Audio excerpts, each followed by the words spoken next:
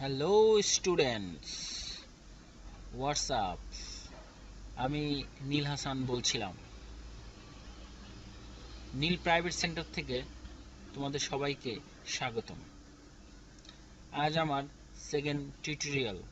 আজ আপনাদেরকে আমি শেখাবো কিভাবে ফ্রি হ্যান্ড রাইটিং করতে হয়।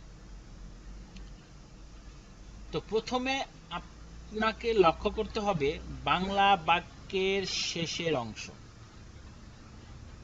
বাংলা বাক্যের শেষের অংশে যদি তে হয় থাকে, তবে ইংরেজি গঠন হবে subject plus am is are plus to plus object plus extension. এখানে এম ইজ আরটা হেল্পিং ভার্ব। এই হেল্পিং ভার্বটা আমাদের বসবে সাবজেক্ট অনুসারে। সাবজেক্ট যদি থার্ড পারসন সিঙ্গুলার নাম্বার হয়, তাহলে আমাদের হেল্পিং ভার্বটা বসবে ইজ। যেমন সাবজেক্ট যেমন হিটা হচ্ছিল থার্ড পারসন এবং সিঙ্গুলার নাম্বার। তো সেই ক্ষেত্রে আমার হি সি যত প্রকার নাম আছে পৃথিবীতে সব। এক্ষেত্রে আমরা যেটা বলতে পারতেছি সেটা হচ্ছিল যেমন he is to eat rice.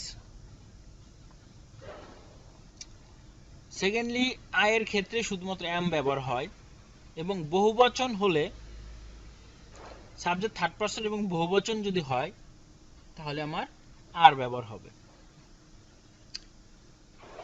তো আমরা একটা সেন্টেন্স তৈরি করি, আমাকে চিঠিটি লিখতে হয়, তে হয় আছে বাক্যের শেষে। তো এখানে আমাকে আই, সাহায্যকারী ভার্ব হিসেবে এম টু, প্রিন্সিপাল ভার্ব হিসেবে রাইট, অবজেক্ট হিসেবে এখানে আসবে দি লেটার।